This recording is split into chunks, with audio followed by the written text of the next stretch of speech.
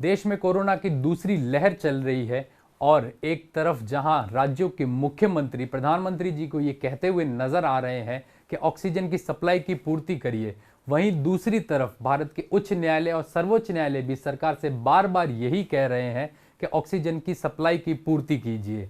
क्या होती है लिक्विड मेडिकल ऑक्सीजन, आज वीडियो में हम इसी पे चर्चा करेंगे। नमस्कार साथियों, मेरा नाम है अजीत सिंह और सक्सेस पॉइंट में आप सभी का स्वागत है। आज की जो हमारी वीडियो है वो लिक्विड मेडिकल ऑक्सीजन के ऊपर है। देश में इस समय सबसे बड़ी समस्या कोरोना काल में चल रही है लिक्विड मेडिकल ऑक्सीजन पे।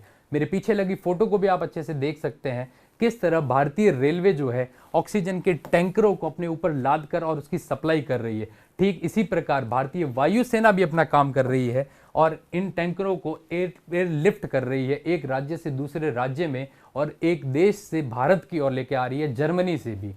तो ये सारी सप्लाई हो रही है, इस ऑक्सीजन में कमी क्यों आ रही है देश में, आखिर क्या समस्याएं हैं, लिक्विड मेडिकल ऑक्सीजन खुद क्या होती है, इन सभी पे हम चर्चा करने वाले हैं आज के वीडियो में। तो मोटे तौर पे पहले मैं आपको बता देता हूं क्या वो पॉइंट है जिनके ऊपर हम डिस्कशन करने वाले हैं। तो सबसे जो पहला पॉइंट है जिसके बारे में हम बात करेंगे बहुत ही बेसिक पॉइंट है और वो है वायुमंडलीय ऑक्सीजन व मानव शरीर। कहने का मतलब है कि वायुमंडल जो हमारा एटमॉस्फेयर है, यहाँ से जो ऑक्सीजन और वायु मानव शरीर में जाती है, एक स्वस्थ व्यक्ति में और कोरोना मरीज में क्या फर्क है और कितनी ऑक्सीजन उसको चाहिए। दूसरा जो पॉइंट होगा हमारा वो है शुद्ध ऑक्सीजन या लिक्विड मेडिकल ऑक्सीजन। आखिर एलएमओ या लिक्विड मेडिकल ऑक्सीजन होती क्या है, कैसे बनाई जाती है, उसका निर्माण कैसे किया जाता है, इसकी प्रक्रिया को भी देखेंगे बहुत बारीकी से और एकदम बेसिक कॉन्सेप्ट समझेंगे हम। फिर हम देखेंगे भारत में एलएमओ का उत्पादन व मांग, कितना उत्पादन हो रहा है प्राइवेट स्तर पे, सरकारी स्तर पे, फिर इसकी मांग क्या है इसके बारे में देखेंगे। मांग देश भर में कितनी है इसको।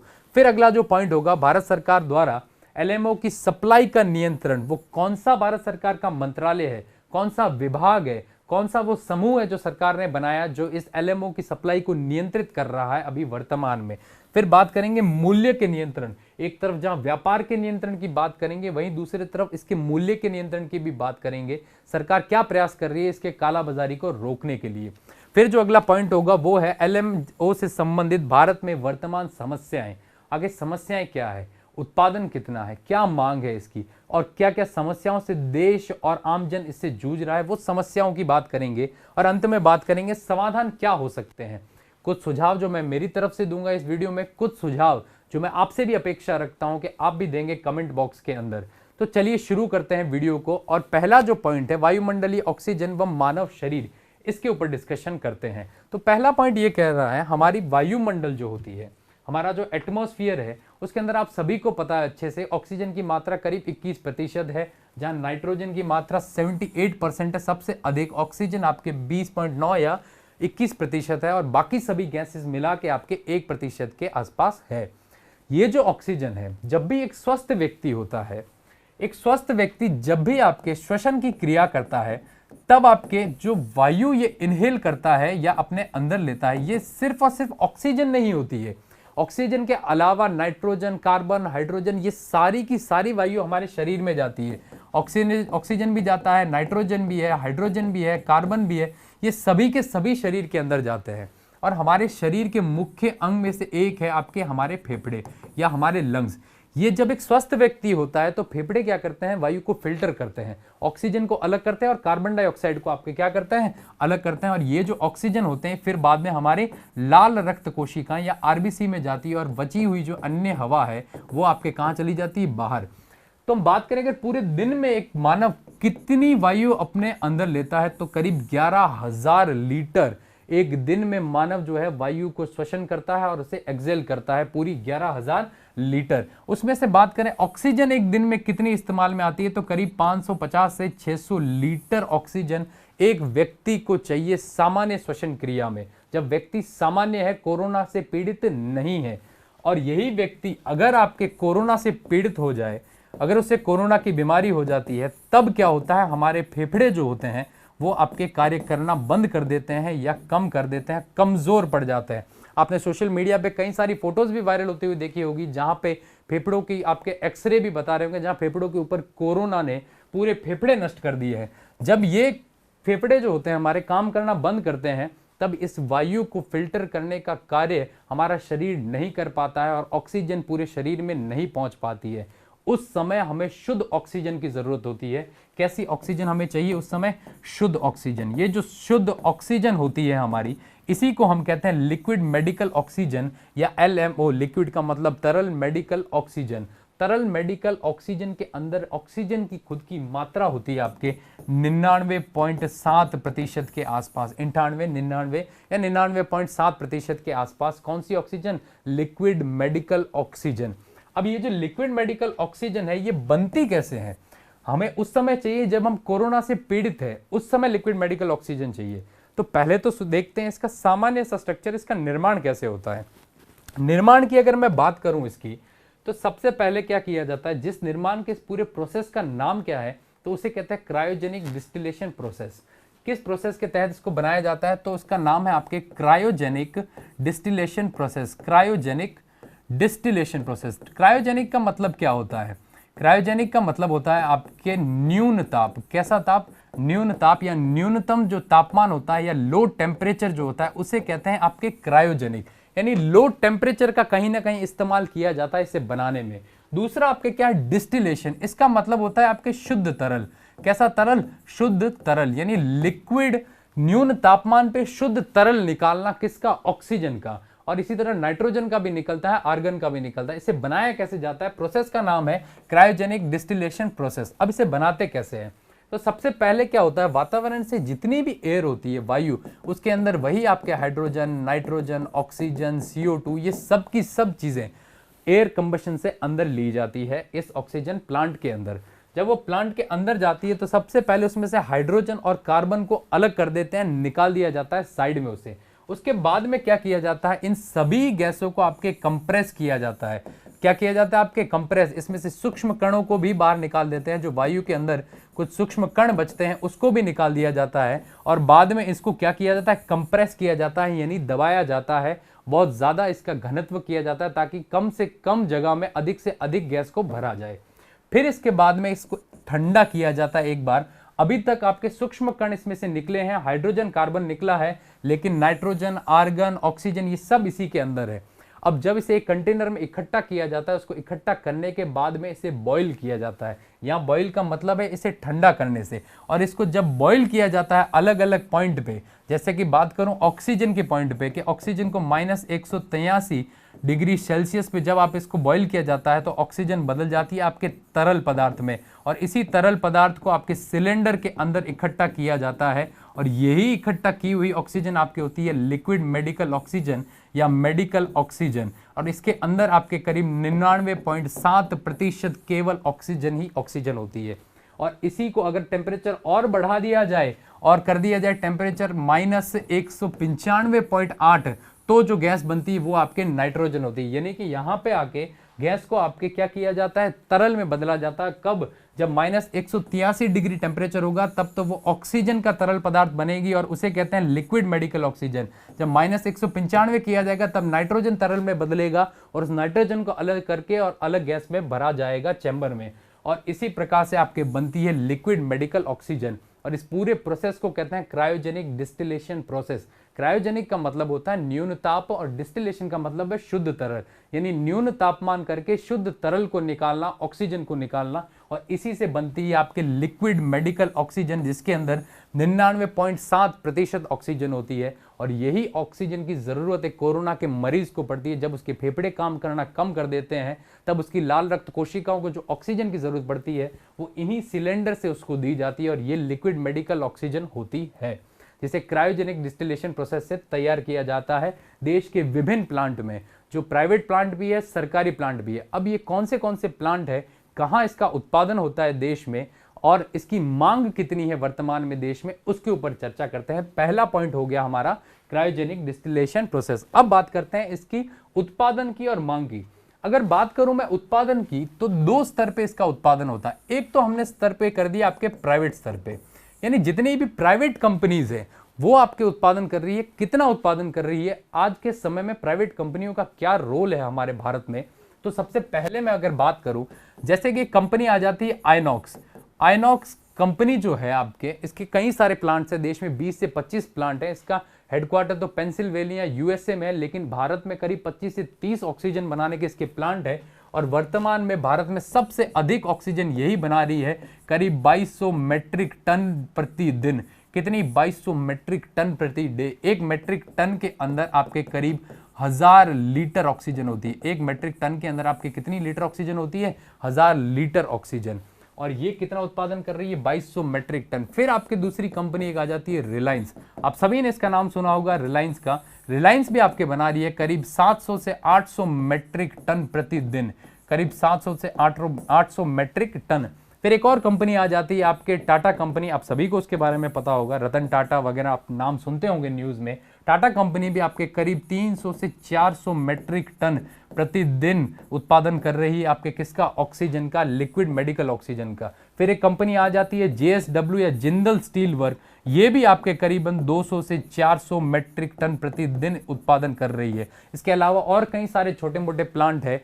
तो अब बात की हमने प्राइवेट कंपनीज की, काफी अच्छा प्रोडक्शन है प्राइवेट कंपनीज का भी। तो भारत सरकार के प्रोडक्शन कितना है?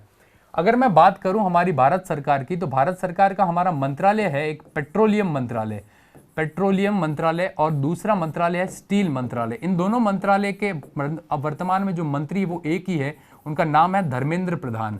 धर्मेंद्र प्रधान उनका नाम है। और ये जो पेट्रोलियम मंत्रालय, इसके अधीन आता है इंडियन ऑयल कॉर्पोरेशन। आप कई सारे पेट्रोल पंप्स वगैरह पे गए होंगे जहां इंडियन ऑयल कॉर्पोरेशन नाम आया होगा। ये इंडियन ऑयल कॉर्पोरेशन जो है आपके, इसके जितने भी देश में प्लांट है उसमें करीब करीब आपके 100 से 150 मेट्रिक टन प्रतिदिन आपके ऑक्सीजन का निर्माण हो रहा है। फिर दूसरी एक और कंपनी आ जाती है BPCL, Bharat petroleum corporation limited. ये भी आपके कितना? 100 से 150 मेट्रिक टन प्रतिदिन आपके ऑक्सीजन का निर्माण कर रही है।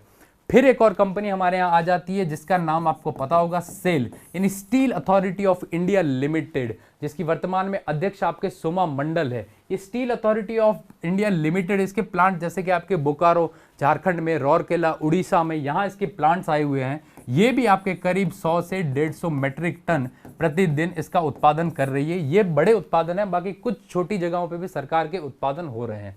इससे एक बात तो क्लियर हो जाती है कि प्राइवेट कंपनियों का भी योगदान अधिक है ऑक्सीजन उत्पादन में, जबकि सरकार का योगदान बहुत ही कम है। लेकिन सरकार भी अपने स्तर पे अच्छे खासे प्रयास कर रही है। तो अब ये तो उत्पादन की बात हुई, यानी कि दिन में अगर एक दिन की कैलकुलेशन की जाए तो टोटल एक दिन में कितना उत्पादन हो रहा है संपूर्ण देश में। अगर बात करूं एक पूरे दिन के उत्पादन की, यानी मांग की बात करते हैं, ये सभी प्राइवेट और आपके सरकारी सब मिला दें अपन, तो दिन में कितना उत्पादन हो रहा है। यहाँ प्राइवेट कंपनीज आ गई, ये आपकी सरकारी कंपनीज आ गई।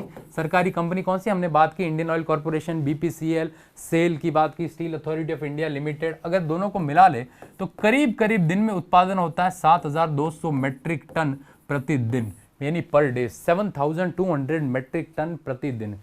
अब इसकी मांग देश में कहाँ कहाँ है, इसका इस्तेमाल देश में कहाँ हो रहा है, तो बात करते हैं इसकी मांग की। जो सबसे ज्यादा इसका इस्तेमाल पहले होता था आपके, या आपके कोरोना काल से पहले की बात करूं तो उद्योगों में ही सबसे ज्यादा ऑक्सीजन का इस्तेमाल होता था। मेडिकल यूज में कम होता था जैसे हार्ट पेशेंट वगैरह हो गए, उनके लिए होता था। सबसे अधिक उत्पादन और सबसे अधिक उपयोग आपके उद्योग में होता है। कितना होता है? करीब 5000 से लेके 5500 मेट्रिक टन प्रतिदिन हम लोग सीधा सीधा उद्योग के अंदर इस्तेमाल करते थे। अब इसका एक बड़ा हिस्सा चला जाता था उद्योगों में, जैसे स्टील के उद्योग है, आपके लोहे के उद्योग है, कार्बन के, कई सारे ऐसे उद्योग है जिनके अंदर ऑक्सीजन की जरूरत पड़ती है। वेल्डिंग के उद्योग हो गए, तो ऑक्सीजन वहां चली जाती थी। दूसरी अगर बात करें कि यहाँ पे कोरोना समय में मांग क्या है हमारे यहाँ भारत में, अब कोरोना से जस्ट पहले की बात करें तो मेडिकल में, कौन सी लाइन में? हमारी मेडिकल लाइन में अगर बात करें, या आज जो अस्पताल हो गए, ये जो व्यक्ति जो जूझ रहा है कोरोना से, वहां की बात करें तो कोरोना से पहले की अगर स्थिति देखें, जो पहले स्थिति थी उसमें हम दिन में करीब 800 मेट्रिक टन प्रतिदिन इसका इस्तेमाल कर रहे थे, यानी काफी कम था।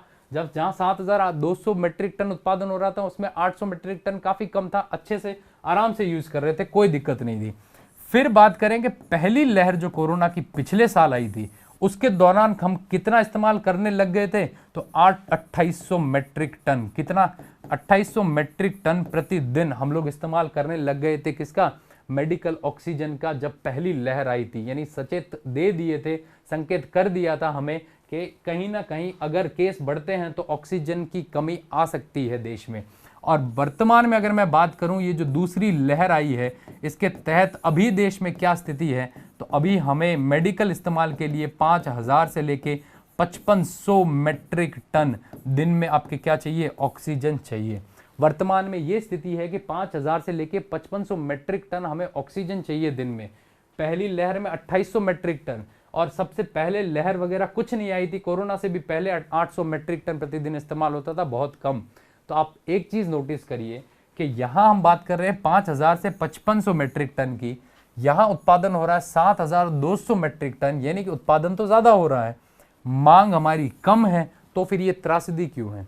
तो फिर सरकारें क्यों मांग कर रही है कि ऑक्सीजन की सप्लाई को बढ़ाया जाए? वो क्या समस्या है, उस पर भी आएंगे। लास्ट में जब समस्याएं बताऊंगा तब सारी चीजें बताऊंगा। फिलहाल इस पॉइंट को आप याद रखना कि ये जो 7200 मेट्रिक टन उत्पादन हो रहा है और 5000 से लेके 5500 मेट्रिक टन हमारी अभी वर्तमान में डिमांड है। और अभी सरकार ने एक और काम कर दिया कि उद्योगों में इस्तेमाल होने वाली ऑक्सीजन के रोक लगा दिए, काफी कम कर दिया इसका इस्तेमाल, दिशा निर्देश भी जारी कर दिए हैं कि इसका इस्तेमाल कम किया जाए। अब बात करें कि अगर ऑक्सीजन की इतनी जरूरत है तो सीधी सी बात है, कालाबाजारी भी बहुत अधिक हो रही होगी। इसके व्यापार को नियंत्रित कैसे कर रही है सरकार? सरकार का कौन सा विभाग इसको नियंत्रित कर रहा है? तो उसके विभाग की भी बात कर लेते हैं हम कि ये कौन सा विभाग है जो इसको नियंत्रित कर रहा है। जैसे एलएमओ को सप्लाई के नियंत्रण की बात करें तो भारत सरकार का जो एक मंत्रालय है, सप्लाई के नियंत्रण की बात करें, हमारा एक मंत्रालय है जिसका नाम है वाणिज्य मंत्रालय, यानी कॉमर्स मिनिस्ट्री। ये जो कॉमर्स मिनिस्ट्री है हमारी, इसके मंत्री है, आप सभी को पता है, पीयूष गोयल वर्तमान में इसके मंत्री है। इसी वाणिज्य मंत्रालय के अधीन एक डिपार्टमेंट आता है जिसका नाम है DPIIT, यानी कि डिपार्टमेंट फॉर प्रमोशन, यानी प्रमोशन करना किसका, इंडस्ट्रीज का, department for promotion of industries and internal trade. Industries का मतलब हो गया उद्योग की बात कर रहा है, और इंटरनल ट्रेड का मतलब हो गया आपके आंतरिक व्यापार, यानी जितना भी आंतरिक व्यापार हो रहा है देश के अंदर, उस आंतरिक व्यापार को एक विभाग संभालता है। उस विभाग का नाम है DPIIT, और ये विभाग किसके अधीन है, वाणिज्य मंत्रालय के। इस विभाग के अध्यक्ष की बात करूं मैं आपके, तो इसके अध्यक्ष है गुरु प्रसाद मोहापात्रा। कौन है इसके अध्यक्ष? गुरु प्रसाद मोहापात्रा। इसी डिपार्टमेंट के अधीन मोदी सरकार ने इसी डिपार्टमेंट के अधीन पिछले साल एक नया समूह बनाया था। उस समूह का नाम है एम्पावर्ड ग्रुप 2। उस समूह का आपके नाम है एम्पावर्ड ग्रुप 2। ये बनाया कब था एम्पावर्ड ग्रुप 2? एम्पावर्ड, इस समूह का नाम है एम्पावर्ड ग्रुप 2, EG ग्रुप 2 भी कहते हैं इसको। और इसको कब बनाया था सरकार ने? तो पिछले साल ही बना लिया था। ये बात है आपके मार्च 2020 की। तो मार्च 2020 में इसको बना लिया गया था, और इसके अध्यक्ष किसको बनाया गया है? गुरु प्रसाद मोहापात्रा को ही इसका अध्यक्ष बनाया गया है। सरकार ने जब कोरोना महामारी की पहली लहर आई थी तब करीब 11 ऐसे ग्रुप बनाए थे, जिनमें से एक ग्रुप है आपके कौन सा, एम्पावर्ड ग्रुप 2, जिसके अध्यक्ष है आपके गुरु प्रसाद मोहापात्रा। और इसके अंदर आपके दूसरी और भी बहुत सारे सदस्य आते हैं, जैसे आपके स्वास्थ्य मंत्रालय के सदस्य हो जाएंगे इसके अंदर। इसके अलावा आपके उद्योग मंत्रालय जो है उसके सदस्य इसके अंदर आ जाते हैं। फिर कई सारी सरकारी PSUs है, जो पब्लिक सेक्टर यूनिट की कंपनी है, उसके भी कुछ सदस्य इसके अंदर होते हैं। और ये जो पूरा ग्रुप है ये आपके देखता है किसको, मेडिकल से जुड़ी हुई जितनी भी इक्विपमेंट है हमारे पास में, मेडिकल का जितना भी सामान आता है देश में, या जितने सामान का व्यापार होता है, वो सभी एम्पावर्ड ग्रुप 2 अभी देख रहा है वर्तमान में कोरोना काल में, ताकि उसका ब्लैक कालाबाजारी ना हो, ब्लैक मार्केटिंग ना हो। और इसी मेडिकल के सामान में आपके आ जाती है लिक्विड मेडिकल ऑक्सीजन, यानी LMO, जिसकी अभी हमने बात की, इसे कैसे बनाया जाता है, उसी को कंट्रोल करता है, उसके व्यापार को पूरा कंट्रोल करता है कौन, एम्पावर्ड ग्रुप 2, जो खुद DPIIT के अधीन है, और ये खुद वाणिज्य मंत्रालय के अधीन है। यानी अगर पूछ ले परीक्षाओं में भी आपसे कि ये पूरे मेडिकल के सामान और साथ में LMO लिक्विड मेडिकल ऑक्सीजन को कंट्रोल कौन कर रहा है, तो एम्पावर्ड ग्रुप 2 इसको कंट्रोल कर रहा है देश में वर्तमान में LMO के व्यापार को। अब बात की है हमने सिर्फ और सिर्फ व्यापार की, ये व्यापार को कंट्रोल कर रहा है, न कि LMO के प्राइस को या इसकी रेट को। तो इसकी रेट को कंट्रोल कौन कर रहा है, LMO की रेट सरकार कैसे डिसाइड कर रही है, और ये रेट कौन सा विभाग डिसाइड कर रहा है सरकार का। तो जहां बात कर दी हमने मूल्य नियंत्रण की, तो इसी तरीके से हमारा एक और मंत्रालय आ जाता है जिसका नाम है रसायन एवं उर्वरक मंत्रालय, यानी केमिकल एंड फर्टिलाइजर मिनिस्ट्री। रसायन एवं उर्वरक मंत्रालय, जिसके मंत्री है वर्तमान में DV सदानंद गौड़। DV सदानंद गौड़ इसके मंत्री है। इसी रसायन एवं उर्वरक मंत्रालय के अधीन एक और संस्थान आती है जिसका नाम है आपके नेशनल फार्मा प्राइसिंग अथॉरिटी। नाम क्या है? National pharma pricing authority.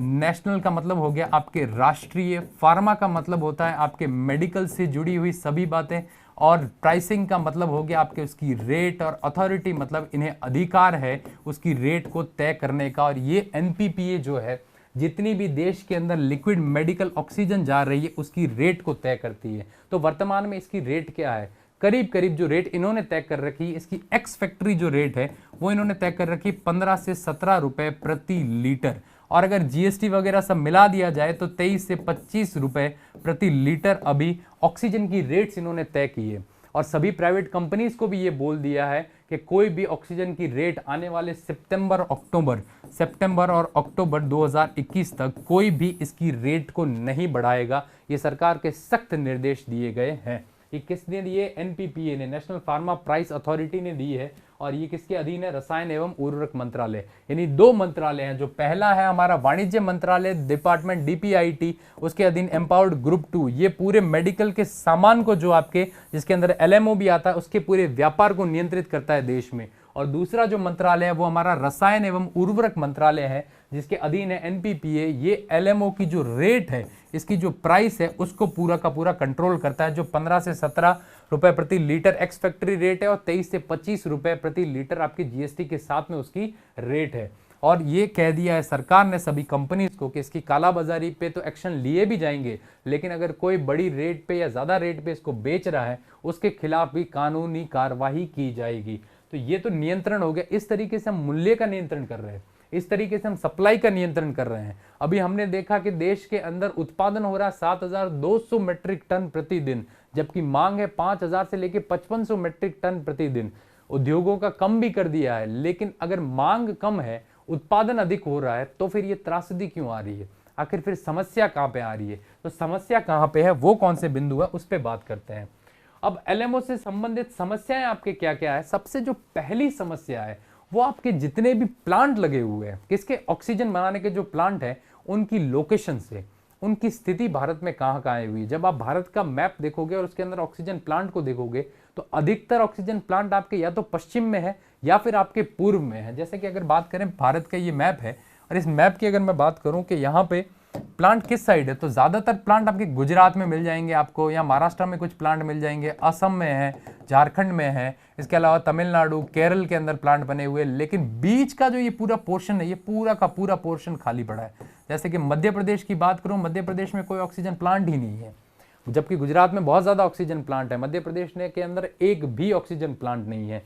तो ऐसी जगह पे ऑक्सीजन को पहुंचाना एक राज्य से दूसरे राज्य में, ये अपने आप में बड़ा चुनौतीपूर्ण कार्य है। यानी ऑक्सीजन की उत्पादन तो अच्छे से हो रही है, लेकिन उसको पहुंचाने में बड़ी दिक्कत आ रही है। विशाखापट्टनम में ऑक्सीजन बन रही है और कब वो मध्य प्रदेश में आएगी? अगर आज कोई मरीज कोरोना से जूझ रहा है, उसको आज अभी ऑक्सीजन चाहिए, तो बाय रोड या रेलवे कितना टाइम लग जाएगा उस ऑक्सीजन को पहुंचने में? तो सबसे बड़ी समस्या तो ये है। केवल केंद्र सरकार को दोष देने से भी कुछ नहीं होगा, राज्य सरकारों ने भी अपने स्तर पे प्रयास थोड़े कम किए थे। ये त्रासदी इन्हें पहले से पता थी। जब 2800 मेट्रिक टन प्रतिदिन की डिमांड पहली लहर में आ चुकी थी, तो उन्हें ऑक्सीजन प्लांट एटलीस्ट 1 या 2 तो लगाने ही चाहिए थे, जबकि मध्य प्रदेश जैसी जगहों पे कोई प्लांट नहीं है। तो एक सबसे बड़ी समस्या इन प्लांट्स की लोकेशन देश में, कि कोई वेस्ट में है तो ज्यादातर ईस्ट में है, और इसके लिए आपके सरकार को ठोस कदम उठाने चाहिए। दूसरी बात आपके क्या है? नए ऑक्सीजन प्लांट की। कई लोगों को ये कहते हुए सुना भी है मैंने, और कई सारे लोग बोल भी रहे हैं कि नए ऑक्सीजन प्लांट सरकार क्यों नहीं लगा देती, जल्दी लगा दिए जाए, सारे पैसे वहीं खर्च कर दिए जाए। बात सही है आपकी, लेकिन एक नया ऑक्सीजन प्लांट लगाने के लिए कम से कम अगर समय की बात करूं तो 6 से 8 हफ्ते, यानी कि 2 से 4 महीने लग जाते हैं करीब एक नए ऑक्सीजन प्लांट को बनाने में, और जिसकी कैपेसिटी भी आपकी कितनी होगी? 25 से लेके 100 मेट्रिक टन प्रतिदिन। अगर इस छोटे से प्लांट को बनाने में 2 से 4 महीने लग जाते हैं, तो सोचिए बड़े प्लांट्स को बनाने में कितना समय लगेगा। बहुत अधिक समय लगता है प्लांट्स को बनाने में। जब मुझे ऑक्सीजन आज चाहिए तो ये प्लांट 4 महीने बाद बनेंगे, 4 महीने बाद मेरे क्या काम के। तो इसी प्रकार से मरीजों की संख्या दिन प्रतिदिन बढ़ती जा रही है। ये डिमांड अभी 5000-5500 हो सकता है, आने वाले टाइम में या 10 दिन में, 15 दिन में और ज्यादा डिमांड बढ़ जाए, तब हमें बाहर से लानी पड़ेगी ऑक्सीजन। और बाहर वाले देशों ने भी कई जगह हाथ खड़े कर दिए, जैसे आपके जापान में तो इमरजेंसी लगा दी गई है कहीं जगह पे आपके बहुत सारे जगह पे ऑक्सीजन की कमी तो आ रही है। सेम भारत में है तो समय भी अधिक लग रहा है। एक सबसे बड़ी लोकेशन की कमी है कि आपके कई सारे राज्यों में तो ऑक्सीजन प्लांट ही नहीं है और दूसरे राज्यों से मंगवाने पड़ रहे हैं, इसमें काफी समय लग रहा है। तीसरी बात करें तो परिवहन में समस्या। अब ऑक्सीजन को किससे ले जाओगे? या तो आप रोड से लेके जाओगे, या अभी रेलवे कर रही है रेल से लेके जाओगे, या आप हवाई मार्ग से लेके जाओगे। देखिए हवाई मार्ग से ज्यादा ऑक्सीजन नहीं ले जा सकते हैं, मैक्सिमम 2, 3 या 4 टैंकर ले जा सकते हैं, क्योंकि वायुयान में ज्यादा लोड नहीं आ सकता है। जबकि रेलवेज में ज्यादा ले जा सकते हैं, लेकिन रेलवे समय अधिक लेती है। जैसे कि एक एग्जांपल है कि हमारे राजस्थान में आज ऑक्सीजन की जरूरत है कहीं पे, और राजस्थान में ऑक्सीजन आ रही है विशाखापट्टनम से। विशाखापट्टनम से रेलवे को आने में कम से कम 4 से 5 दिन लग जाएंगे, राजस्थान पहुंचने में 4 से 5 दिन लग जाएंगे। तो ये रेल का जो मार्ग है ये थोड़ा कठिन है, फिर भी सरकार प्रयास कर रही है। और बात करें हवाई मार्ग की, तो यहाँ जल्दी से डिलीवरी तो हो रही है, लेकिन कम मात्रा में हो रही है डिलीवरी, जबकि पेशेंट की रेट दिन प्रतिदिन बहुत अधिक बढ़ती जा रही है। और रोड की तो बात ही क्या कहना, बहुत ज़्यादा अधिक समय लगता है। कई जगह तो रोडें खराब है, और 1 घंटे के अंदर मैक्सिमम जो आपके ये ट्रक होते हैं ये मैक्सिमम 30 से 40 किलोमीटर भी नहीं चल पाते हैं, जिसके अंदर आपके ऑक्सीजन भरी हुई होती है। अच्छा, इन टैंकर की भी बात करते हैं। ये जो टैंकर है इनकी भी कमी है देश में। आपके पास ऑक्सीजन अगर उपलब्ध भी है तो उसको किसके अंदर लेके जाओगे? ये टैंकर भी तो सीमित है, पहले कभी जरूरत पड़ी ही नहीं तो हमने कभी खरीदे नहीं और बनाए भी नहीं। तो इन ऑक्सीजन टैंकर्स की भी कमी है। इन्हें क्रायोजेनिक टैंकर कहते हैं, यानी ऑक्सीजन को जो तरल पदार्थ, जो ऑक्सीजन तरल होती है उसको क्रायोजेनिक यानी न्यून तापमान के अंदर रखने के लिए अलग से टैंकर होते हैं, उन टैंकर्स की भी कमी है।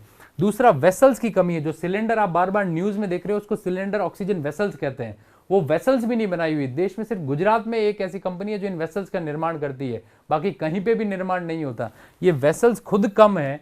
अगर वेसल्स कहीं लगी हुई है तो उसको कैसे आप ऑक्सीजन को ट्रांसपोर्ट करके वहां लेके आओगे? तीसरी बात करें तो हॉस्पिटल्स के पास में स्टोरेज की कैपेसिटी नहीं है। वो वेसल्स पहले ही काम में आई हुई है, टैंकरों के अंदर भरा हुआ पड़ा है, उसको कैसे स्टोर करके रखोगे? स्टोरेज इक्विपमेंट नहीं है हॉस्पिटलों में। ये समस्याएं हैं। कहां 800 मैट्रिक टन एक दिन में, और कहां उसकी 7, 8, 10 गुना, जहां 5000, 6000 मैट्रिक टन दिन में आ रही है। एकदम से कहां से वेसल लाए, एकदम से कहां से टैंकर लेके आए, एकदम से कहां स्टोरेज कैपेसिटी बढ़ाए, जबकि लोकेशन इतनी अलग दूर दूर तक है। कैसे ऑक्सीजन पहुंचाई जाए? एक प्लांट को बनाने में कम से कम 2 से 4 महीने लग रहे हैं। ये सारी समस्याओं से अभी देश जूझ रहा है। ये सारी समस्याएं अभी वर्तमान में चल रही है। केंद्र सरकार को खाली कहने से कुछ नहीं होगा, लोगों को भी कुछ कदम उठाने पड़ेंगे, राज्य सरकारों को भी कुछ कदम उठाने पड़ेंगे, सबको मिलकर आगे आना पड़ेगा, तभी इस त्रासदी से बचा जा सकता है। इसीलिए सरकार बार बार कह रही है अपने घर में रहिए, सुरक्षित रहिए, नहीं तो ये जो त्रासदी है इससे आप भी नहीं बचेंगे। तो ये सारे ऑक्सीजन सिलेंडर है और ये टैंकर है, इनकी भी अपने आप कहीं ना कहीं कमी है। रोड रेल मार्ग से समय अधिक लगता है, लोकेशन हर जगह अलग अलग है, कहीं पे अधिक प्लांट है, कहीं पे कम। गुजरात में सबसे अधिक प्लांट है, जबकि पड़ोसी राज्य मध्य प्रदेश में तो कोई प्लांट ही नहीं है। फिर आपके समय भी अधिक लगता है नया ऑक्सीजन प्लांट बनाने में। ये कुछ इससे जुड़ी हुई समस्याएं हैं। अगर समस्याएं हैं तो समाधान भी होगा, क्योंकि हर समस्या का समाधान होता है, तो इसका भी अपना एक समाधान तो होगा ही। कुछ समाधान जो मुझे सही लगे कि ये होने चाहिए, वो कुछ मैं आपको बताना चाहूंगा। जैसे अगर पहली बात करें कि नेशनल ऑक्सीजन सप्लाई प्लान बनाना चाहिए सरकार को एक पूरा प्लान तैयार करना चाहिए कि किन राज्यों में ऑक्सीजन अधिक है, कौन से ऐसे राज्य है जहां बिल्कुल ऑक्सीजन नहीं। जैसे उत्तर प्रदेश की बात करूं तो 22 करोड़ जनसंख्या है उत्तर प्रदेश की, जबकि ऑक्सीजन प्लांट न मात्र के बराबर है। तो ऐसे राज्यों में जल्दी से जल्दी छोटी ऑक्सीजन यूनिट्स भी तैयार करी जानी चाहिए। जितनी जल्दी ये सारी चीजें तैयार होगी उतना ही बेहतर उसका फायदा होगा। और इन जगहों पे जैसे छोटे राज्य को ये है, वहां से ऑक्सीजन को लेके और जल्दी से जल्दी इन राज्यों में पहले पहुंचानी चाहिए। इस प्रकार का एक प्लान बनाना चाहिए सरकार को, जहां कहां सरप्लस ऑक्सीजन है, कहां कमी है, कोरोना के मरीज अधिक कहां है, पहले वहां पहुंचाए, जहां मरीज कम है वहां रोकथाम के कार्य करे। ऐसा एक नेशनल ऑक्सीजन सप्लाई प्लान बनाना चाहिए सरकार को। जब ऐसा कोई ठोस प्लान सरकार बना के राज्यों को बताएगी, तो कई राज्य सरकारों को तो पता ही नहीं खरीदे कहां से। एक तरफ कह रहे केंद्र सरकार हमें दे, हमने अभी देखा केंद्र सरकार के खुद के पास में भी जितने उनके प्लांट है वहां ऑक्सीजन ही नहीं है, तो कैसे पूर्ति करे। दूसरी तरफ बात करें कि प्राइवेट कंपनीज, राज्य पता ही नहीं है कि राज्य कह रहे हैं सरकार, केंद्र सरकार देगी हमें। केंद्र सरकार आपको कहां से देगी? उनके खुद के पास में ऑक्सीजन की सप्लाई नहीं है। राज्य खुद भटके हुए हैं, प्राइवेट कंपनीज के पास में जा रहे हैं, कह रहे हैं हमें ऑक्सीजन दो, ये दो, इतनी रेट हो गई, फलाना ढीकरा। ये सारी चीजें तो आपके रेट को भी तय करने के लिए एक प्लान बनाना चाहिए। इसके अलावा आपके इसकी सप्लाई को भी तय करने के लिए एक प्लान सरकार को बनाना चाहिए और उस प्लान को एग्जीक्यूट करना चाहिए अच्छे से। फिर दूसरी बात करते हैं, मिनिमाइज करना चाहिए इंडस्ट्रियल यूज को। अभी हमने देखा सरकार ने रोक भी लगाई है, लेकिन कई सारी इंडस्ट्रीज अभी भी यूज कर रही है ऑक्सीजन का। फिलहाल बंद कर दी जाए अगर इंडस्ट्रीज, तब भी कोई फर्क नहीं पड़ेगा, क्योंकि जान है तो जहान है। अगर लोग ही नहीं बचेंगे तो आप इंडस्ट्रीज का सामान कैसे बेचोगे। तो सबसे ज्यादा आपके इसकी भी जरूरत है हमें कि इंडस्ट्रीज के अंदर जितनी भी ऑक्सीजन यूज हो रही है उसको आपके मिनिमाइज किया जाए, कम किया जाए, एक अच्छा सा राष्ट्रीय स्तर पे प्लान बनाया जाए। इसके अलावा बात करें कि अदर स्टेट्स जो है वो इंप्लीमेंट करें केरला का प्लान। आपने न्यूज में देखा होगा कि केरल में ऑक्सीजन बहुत ज्यादा उत्पादन हो रही है और बाकी राज्यों में कम उत्पादित हो रहा है। केरल में क्यों अधिक उत्पादन हो रहा है, जबकि कुछ दिन पहले, या ये कोरोना को आए हुए तो 1 साल हुआ, जब देश में इतना अधिक उत्पादन नहीं हो पा रहा, तो केरला में कैसे इसका उत्पादन हुआ। मैंने आपसे अभी कहा था कि जब कोरोना लहर आई थी तब 2000 से लेकर 2800 मीट्रिक टन ऑक्सीजन की डिमांड बढ़ने लगी थी। तब आपके केरला सरकार ने क्या किया, हमारी भारत सरकार की एक और पीएसयू है, सरकारी कंपनी है जिसका नाम है पेसो, मतलब petroleum and explosive safety organisation. Petroleum and explosive safety organisation ये भी आपके किसके अधीन है, तो पेट्रोलियम मंत्रालय, जिसकी हमने अभी बात की थी धर्मेंद्र प्रधान जी की, उसी के अधीन है पेसो। केरला ने पेसो के साथ मिल के राज्य के अंदर एएसयू यानी एयर सेपरेशन यूनिट, एयर का मतलब होता है हवा, सेपरेशन का मतलब होता है इसको अलग करना, और यूनिट का मतलब होता है आपके क्या, इकाई। इसी एयर सेपरेशन यूनिट को लागू किया या आपके लगाया गया। कितने एयर सेपरेशन यूनिट बनाए गए, तो 10 से 15 नए एएसयू केरला सरकार ने पैसों के साथ जुड़ के लगाए, जो आपके अभी केरला सरकार के ऑक्सीजन उत्पादन में सहायक है और उसकी ऑक्सीजन उत्पादन की क्षमता को बढ़ा दिया है। तो ये कदम केरला ने कब उठाया था, पिछले साल आपके इन्होंने ये एग्रीमेंट भी आपके किया था 23 मार्च 2020 को। तब केरला सरकार जागरूक हो चुकी थी, उन्हें पता चल चुका था आने वाले टाइम में हो सकता है ऑक्सीजन की कमी आए, इससे पहले हम ऑक्सीजन के प्लांट्स की स्थापना कर देते हैं। कोई नुकसान थोड़ी है ऑक्सीजन प्लांट की स्थापना करने में। तो एयर सेपरेशन यूनिट्स इन्होंने पहले ही बना ली थी। इसी प्रकार केरला की तरह ही बाकी राज्यों को भी थोड़ा तेज होना चाहिए, थोड़ा एक्टिव होना चाहिए और एयर सेपरेशन यूनिट्स को इंस्टॉल करना चाहिए राज्य के अंदर। पहले कर लेते तो बेहतर था, अब कर ले तो और भी बेहतर है, कोई दिक्कत नहीं, अभी भी कर सकते हैं। इसके बाद में बात करें और क्या कर सकते हैं, तो हम कई सारे मिशन चला सकते हैं वर्तमान में। तो जैसे कि ऑक्सीजन एक्सप्रेस चलाई हमारी भारतीय रेलवे ने अभी, जिसके अंदर विशाखापट्टनम से आपके मुंबई ऑक्सीजन भेजी जा रही है ट्रेन के अंदर। जो आपको पहले फोटो दिखाया था मैंने, वो आपके विशाखापट्टनम से ऑक्सीजन भेजी जा रही है। कहाँ, महाराष्ट्र में। बहुत बड़ा राज्य है महाराष्ट्र, और मुंबई में सबसे अधिक केसेस है अभी वर्तमान में। दूसरा, हम ऑपरेशन ऑक्सीजन जो हमारी भारतीय वायुसेना ने चलाया है। इस प्रकार के छोटे मोटे स्तर के ऑक्सीजन से रिलेटेड कई सारे ऑपरेशन चला के हम कार्य कर सकते हैं। इसीलिए सरकार बार बार कह रही है आप सबको कि सरकार का सहयोग करिए, गाइडलाइन का पालन करिए और घर पे रहें, सुरक्षित रहें। तो उम्मीद कर रहा हूं आपको ये सभी वीडियो समझ में आई होगी। इस वीडियो के अंदर हमने लिक्विड मेडिकल ऑक्सीजन कैसे बनती है वो देखा, उसके बाद में देखा भारत सरकार में इसके प्राइस का कंट्रोल कैसे किया जाता है, इसके व्यापार का कंट्रोल कौन करता है, भारत सरकार के कौन सा विभाग है वो जो इसका व्यापार कंट्रोल करता है। फिर हमने देखा कितने इसका उत्पादन हो रहा है देश में, उसके विपरीत मांग कितनी है देश के अंदर, और मांग कम थी फिर भी समस्याएं अधिक क्यों हैं, वो कौन सी समस्याएं हैं, उसके ऊपर भी हमने चर्चा की, और लास्ट में कुछ समाधान पे भी बात की। मैं आपसे भी अपेक्षा रखता हूं एक आधा समाधान कोई आप भी बता सकते हैं कमेंट बॉक्स के अंदर। तब तक के लिए घर पे रहिए, सुरक्षित रहिए। बहुत बहुत धन्यवाद।